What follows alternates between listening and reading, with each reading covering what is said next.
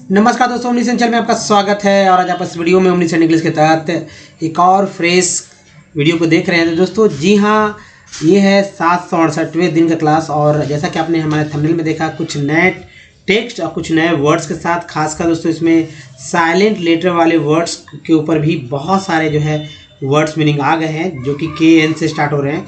तो चलिए, अगर आप अंग्रेजी पढ़ते में अटकते हैं, फ्लो में नहीं पढ़ पा रहे हैं या समझ में नहीं आता है कैसे उच्चारण करें, क्यों आखिर ये सब समस्याएं हो रही हैं इंग्लिश पढ़ने में या समझने में, तो इस वीडियो को अंत तक देखिए। और सबसे पहले अगर आप नए हैं तो चैनल को सब्सक्राइब कीजिए, घंटे को आने वाले वीडियो के लिए वीडियो को लाइक और शेयर जरूर कीजिए। साथ ही दोस्तों प्ले स्टोर से हमारे ऐप को डाउनलोड करना भूलें हमसे डायरेक्ट जुड़ने के लिए। तो देखिए, सबसे पहले बात करना होगा दोस्तों अल्फ़ाबेट के बारे में। अल्फ़ाबेट का उच्चारण कैसे होता है, तभी आप किसी भी वर्ड को पढ़ पाएंगे। या अल्फ़ाबेट किसे कहते हैं, बहुत सारे लोग को तो ये भी नहीं पता कि अल्फ़ाबेट किसे कहते हैं। जी हाँ, ABCD जी, ABCD जो जेड तक होती है, जिसमें 26 लेटर होते हैं, तो इसे ही अल्फ़ाबेट का नाम दिया गया। लेकिन लोग आज भी इसे अल्फ़ाबेट ना कहकर ABCD ही कहते हैं। इसके अंदर दो पार्ट कर दिए गए, A, E, I, O और U। ये 5 जो है वॉवेल्स, इसे वॉवेल्स कहा जाता है। और ये वॉवेल ही आपके अंग्रेजी पढ़ने या ना पढ़ने के बीच का दीवार बना हुआ। अगर आप अंग्रेजी पढ़ पा रहे हैं तो इसके वजह से, या नहीं पढ़ पा रहे हैं या फ्लो में नहीं पढ़ रहे हैं तो इसके कारण ही। तो देखिए, ये डबल ओ के साथ इसका कुल उच्चारण जो है 23 तरह से, संख्या है 5 1 6, लेकिन उच्चारण 23 तरह से हो रहा है। जो बच रहा है 21 जो लेटर, वो है कॉन्सोनेंट के। इसका भी उच्चारण जो है कुल 32 से 35 तरह से आप कर सकते हैं। तो चलिए, खास कर देखिए, कुछ साधारण होते हैं, कुछ टेढ़े टेढ़े होते हैं। जैसे कि डी को ड तो बोलते हैं, ज भी बोलते हैं। या टी को जो है च और स भी एक्स्ट्रा बोला जाता है। ट तो बोलते ही हैं, च सा ही बोला जाता है। और कैसे और क्या क्या उच्चारण है, क्या क्या सावधानी बरतनी है, सब पर एक स्लाइड होगा। यानी कि वॉवेल्स पे, कॉन्सोनेंट पे, स्वर पे, व्यंजन पे। दोस्तों वर्णमाला जो है 50 है, ठीक है। वर्णमाला की संख्या कितना है, 50 है। स्वर जो है 14 और व्यंजन जो है 36, मिलकर ये 50 हो जा रहे हैं। तो दोनों को याद रखिए। दोनों का अंग्रेजी याद रखना बहुत जरूरी। अंग्रेजी के साथ, अंग्रेजी तो है, हिंदी अंग्रेजी दोनों का प्रयोग भी याद रखना बहुत ज़रूरी है। तभी आप किसी भी हिंदी के अक्षर को अगर इंग्लिश में लिखा हुआ रहेगा तो आप पढ़ पाएंगे, या किसी हिंदी के शब्द को अंग्रेजी में कर पाएंगे। तो चलिए, सबसे पहले वर्णमाला का पहला पार्ट स्वर के ऊपर डिस्कस करते हैं। संख्या 14 यहाँ पर मात्रा चिन्ह, उच्चारण और अंग्रेजी पे ध्यान देना होगा, खासकर मात्रा चिन्ह पे। देखिए, अ, आ, ई, तो ये ह्रस्व इ, ये दीर्घ इ। उ ह्रस्व उ, दीर्घ उ, री ह्रस्व री, दीर्घ री। अ का कुछ मात्रा चिन्ह नहीं होता। आकार का जो जिसमें अ कोई भी अक्षर में रहेगा तो कोई मात्रा चिन्ह नहीं दिखेंगे। आ में दिखेगा ये आकार है। छोटी कार में ये हो गया, बड़ी कार में ये। ऊ कार में ऐसे, री में, बड़ी ऊ में री का एक है, बड़ी री का ये है। इंग्लिश है अ का ए, आ का डबल ए। ज़्यादातर सिंगल ए का इस्तेमाल होता है। छोटी ई का आई, बड़ी का डबल ई, ऊ का यू, बड़ी ऊ का डबल ऊ, री का आर आई, बड़ी री का आर डबल ई। उसके बाद देखिए, ए है ए, ऐ, ओ, औ, अन, अ। तो ए का एक ऊपर, आय का 2 ऊपर हो गया, ओ का एक ऊपर एक नीचे, औ का 2 ऊपर एक नीचे, और अन का ये हो गया, और अह का यहाँ पर देखिए ये अन है और ये अ है। ए का ई, ऐ का ए आई, ओ का ओ, औ का ए यू, अन का एन, अह का एच। ये 3 जो है बहुत ही सावधानी से याद रखिएगा, भूल जाते हैं लोग अक्सर, इसलिए आप नहीं भूलें। साथ ही दोस्तों, जब भी मात्रा चिन्ह किसी भी अक्षर के ऊपर दिखे, तो जब अंग्रेजी का लिखना हो तो उसके नीचे वाला लिखेंगे। लेकिन एक और बात ध्यान रखना है कि बड़ी ई होते हुए भी छोटी आई का इस्तेमाल, बड़ी ऊ होते हुए भी छोटी ऊ यानी कि यू का इस्तेमाल है, बड़ी री होते हुए छोटी री यानी आर आई का इस्तेमाल होता है। जैसे कि आ होते हुए भी ए का इस्तेमाल ज़्यादातर हो जाता है। अब बाकी इसमें कुछ बात, ये जो है ए, ऐ, ओ, औ, अन, इसमें कुछ खास परिवर्तन है। लेकिन अन का जो है विशेष रूप से ध्यान दिया जाता है। जैसे कि अन सभी जगह अन नहीं होता है। जैसे कि यहाँ पर अगर में लिख देते हैं तो यहाँ पर कैसे लिखेंगे, बिंदी के लिए एम ई से, देखिए एम से म, और ए के लिए ई आ गया, और अन के लिए जो है ए आई एन का इस्तेमाल होता है, न कि ए एन का। तो ये खास है। अब देखिए, एक और शब्द ले लेते हैं, कृतिका। ठीक है, कृतिका। यहाँ री छोटी कार आकार और आकार है। क से के हो गया, री के लिए यहाँ पर है आर आई, तो यहाँ आर आई मैंने ले लिया। टी के बाद छोटी है तो आई हो गया, और के बाद ए है तो ये यहाँ का हो गया। कृतिका लिखते हैं इस तरह से। जी हाँ, स्वर हो गया। अब देखिए व्यंजन पे आते हैं। व्यंजन की संख्या है 36। ये 36 व्यंजन अपने आप में आधे हैं, आधे अक्षर हैं, और इनके इंग्लिश भी आधा ही अक्षर माना जाएगा। अगर आप किसी भी हिंदी के शब्द को अगर आप लिखते हैं और सिर्फ यही लिखते हैं जो व्यंजन है उसके नीचे का अंग्रेजी, तो समझिए कि वो आधा अक्षर है। अब ये पूरा अक्षर क्या होता है ये समझिए। तो किसी भी व्यंजन जो 36 है, किसी भी एक व्यंजन को उठाएंगे उसमें से एक स्वर जोड़ेंगे। जाहिर सी बात है एक अक्षर के साथ एक व्यंजन के साथ एक ही स्वर जुड़ेगा। स्वर का संख्या 14, कोई भी एक जोड़ लेंगे 36 में से किसी एक में, और इन दोनों को जोड़ने के बाद हमारा बनता है दोस्तों एक अक्षर। क्या बनता है? एक अक्षर बनता है। तो ये जो अक्षर है, इस अक्षर का परिनिर्माण कैसे होता है ये समझिए। मान लीजिए मैंने यहाँ लिख दिया ये हमारा है व्यंजन, इसमें मैंने जोड़ दिया आकार, ठीक है। तो ये व्यंजन, ये स्वर, ये है व्यंजन, ये स्वर है, ये हमारा अक्षर बन गया आ। तो ना जो है ये भी हमारा अक्षर, ये है अक्षर हो गया। अंग्रेजी के लिए क्या एन लिखेंगे और डबल ए की जगह सिंगल ए का इस्तेमाल करते हैं, इस तरह एन ए से ना हो गया। अब ये दो अक्षर अगर इसी तरह से दो अक्षर रहते तो ना हो सकता था, तो एन ए ना हो जाता। अंग्रेजी में भी ऐसे लिखा जाता। तो अक्षर में अक्षर जब जुड़ते हैं तो वह बन जाता है तो एक स्वर, सॉरी एक बन जाता है शब्द बन जाता है, स्वर नहीं, एक शब्द बन जाता है। शब्दों के समूह को बोलते हैं तो वाक्य। शब्दों के समूह को क्या बोलते हैं? वाक्य बोलते हैं। तो ये भी समझने की बात है। अब चलिए अंगा के लिए एनजी का इस्तेमाल करते हैं, इया के लिए जो है वाई एन का इस्तेमाल करते हैं। देखिए अंगा हो गया, ये इया हो गया। ये जो कखा गा ये सभी के सभी आधे अक्षर आधे कहे जाएंगे, ठीक है। आधा का इस्तेमाल आप शायद ऐसे नहीं कर पाएंगे लेकिन किसी अक्षर में जरूर हो जाता है। ये देखिए अक्षर ज्ञा को भी सावधानी से याद रखिए ताकि भूल ना पाइए। तो चलिए इसे एज इट इज़ याद करिए और इसका प्रयोग करिए। जैसे मान लीजिए किसी का नाम लिखना हो और नाम है रमन, ठीक है, रमन। तो इसमें आपने देखा है कहीं भी कोई आपका स्वर जो है नहीं दिख रहा है, उसका मात्रा चिन्ह नहीं दिख रहा है, लेकिन सब में है क्योंकि ये पूरा का पूरा कंप्लीट अक्षर है।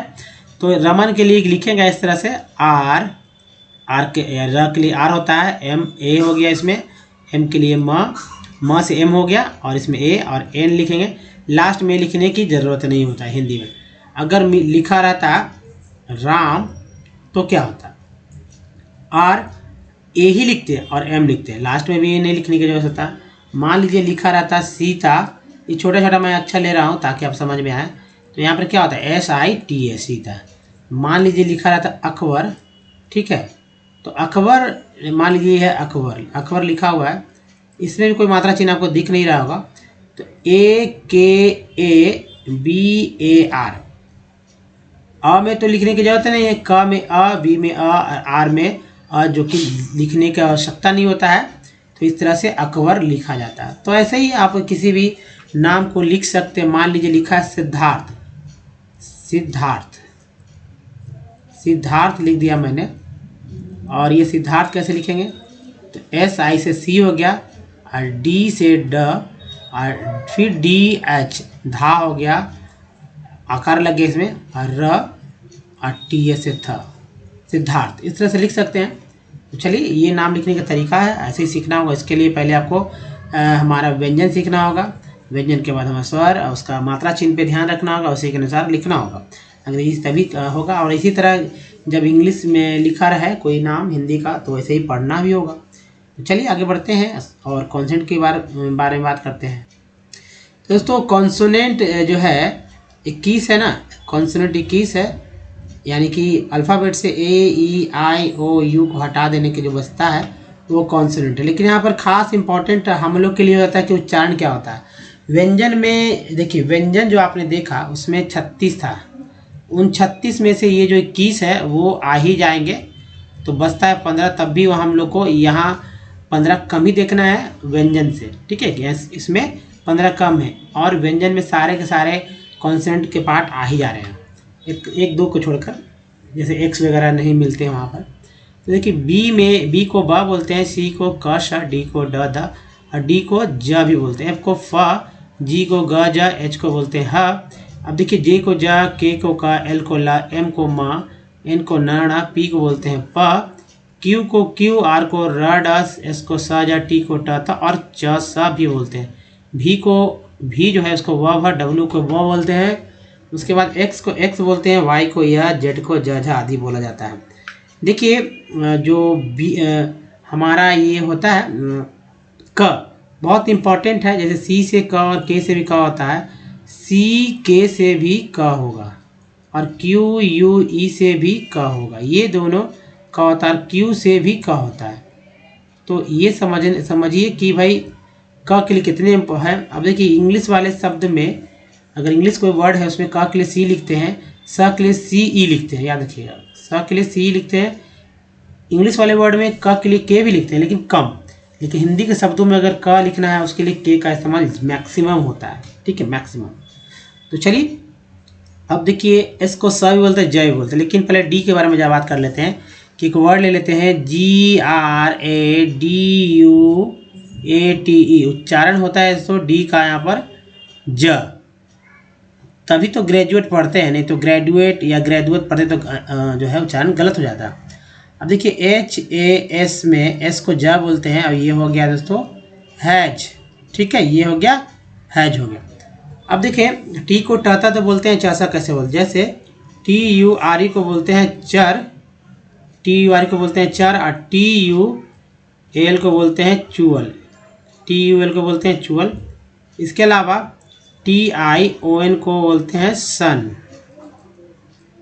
और TIAL को बोलते हैं सीएल। तो ये दोस्तों समझिए चर, चुअल, सन, सीएल जो कि इम्पॉर्टेंट है, सभी सफिक्स पार्ट है, ये किसी भी वर्ड मीनिंग के अंत में ये मिल सकते हैं एज इट इज़, इसमें कुछ फेरबदल नहीं करना, उच्चारण भी ऐसे ही करना है। जैसे एक उदाहरण ले लेते हैं हम लोग पेशेंस का, PATIENCE,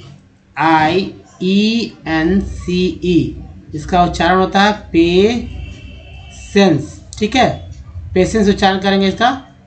अब यहाँ देखेंगे कि सी से तो स हो गया, मैंने बताया था कि सी से स होगा, एन से यहाँ न हो गया, PA से हो गया, पे हो गया, तो से कहाँ बीच में आपको दिख रहा है क्या, स का, दोस्तों TI से स उच्चारण होता है, ई से ए हो गया, तो हो गया ना, TI से यहाँ भी स है, यहाँ भी स है। अब देखिए एक्स को तो एक्स बोलते ही है, जब भी एक्स मिले तो एक्स उच्चारण करेंगे, चाहे फॉक्स हो चाहे ऑक्स हो।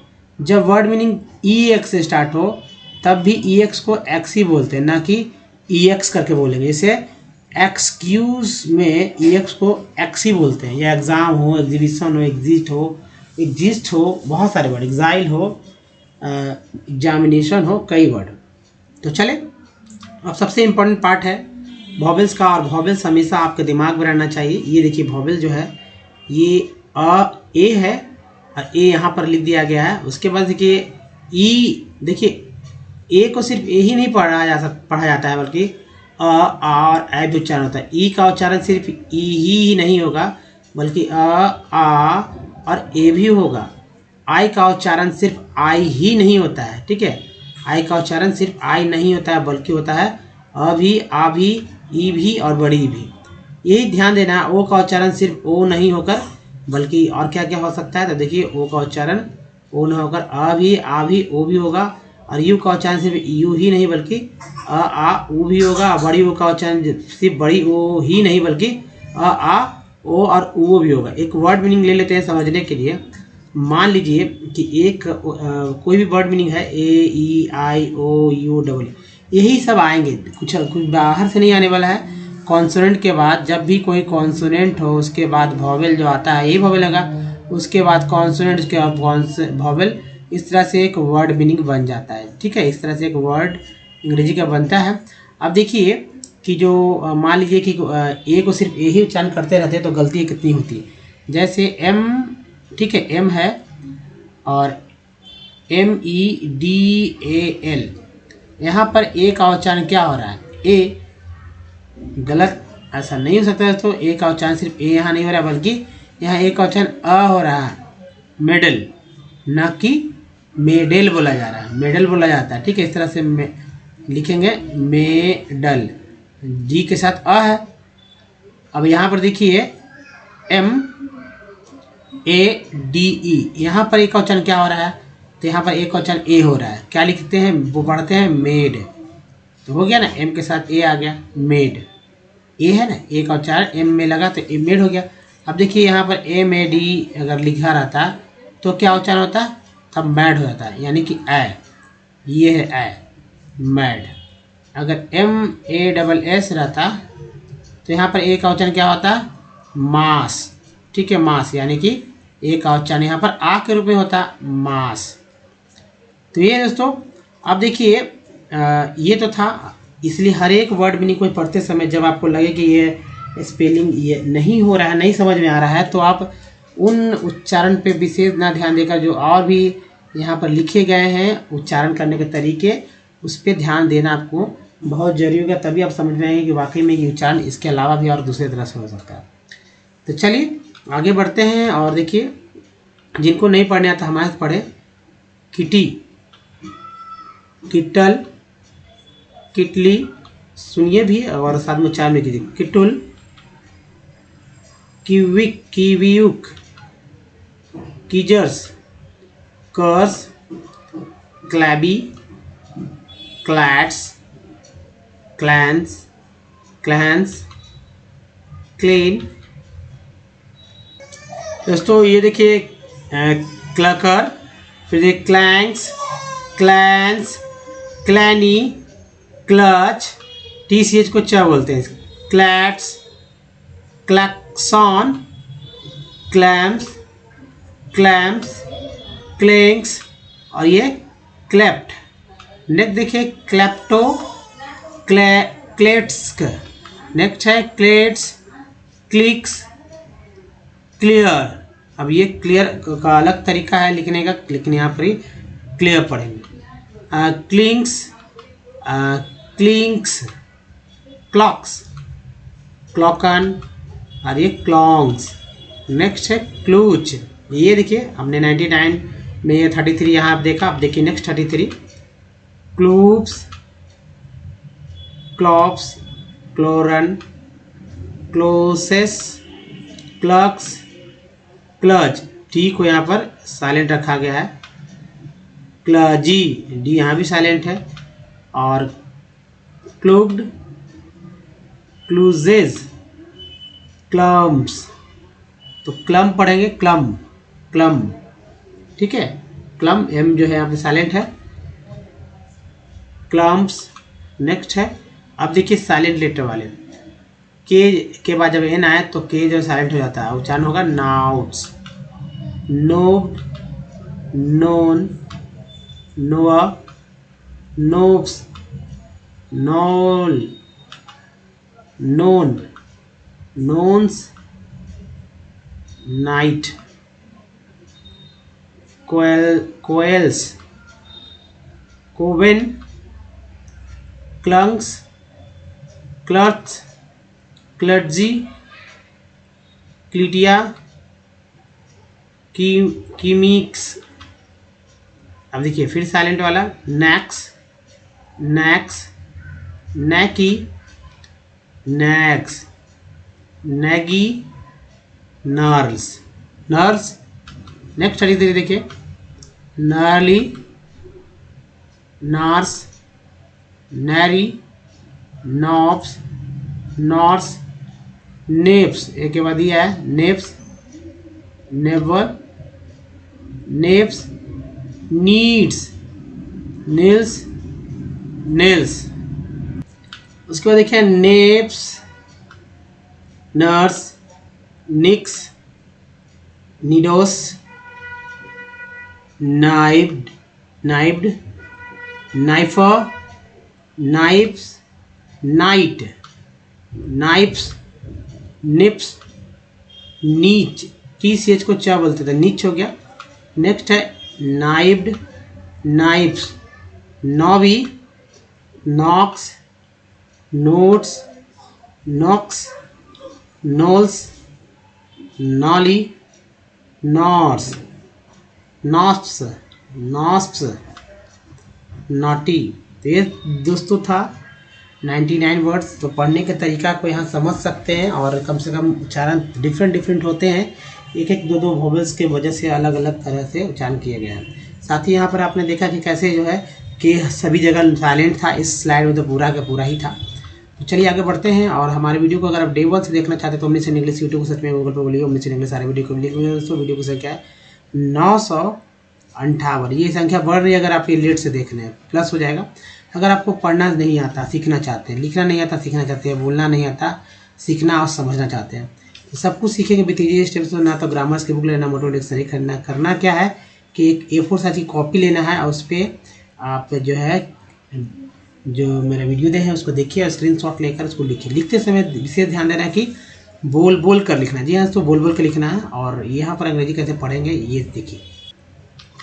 चलिए देखिए, इस टेक्स्ट के थ्रू मैं कुछ पार्ट्स ऑफ वर्ड के बारे में बात करूँगा। जैसे कि हमारे शरीर में कई हिस्से होते हैं और ऐसा नहीं कि सिर्फ ये हिस्से हमारे जब हाथ पैर शरीर में वो हमारे ही अंग हैं।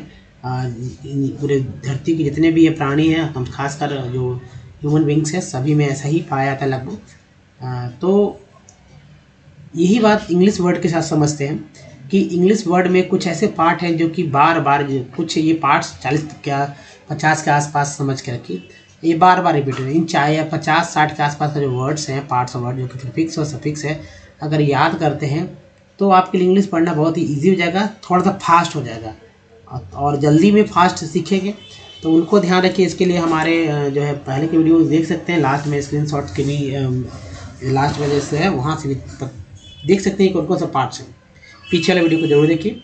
और दोस्तों यहाँ पर मैं बताऊँगा, जैसे कि यहाँ पर आप देख रहे हैं, इसमें लेते हैं TI, उनको मैंने शुरू में बताया था कि एज इट इज़ पढ़ना है। तो यहाँ देखिए सन है, ये एक अलग वर्ड मीनिंग है और यहाँ भी देखिए सन ही है, ये अलग वर्ड मीनिंग है, लेकिन यहाँ भी आया, यहाँ भी आया है ना। तो ऐसा नहीं कि मैंने लिखा, आता है और हमेशा आएगा।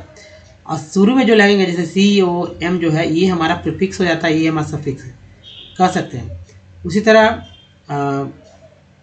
दूसरा ले लेते हैं, जैसे इसमें लेते हैं AC को जो है एक्ट जो दिख रहा है, ये हमारा प्रीफिक्स पार्ट है, ठीक है।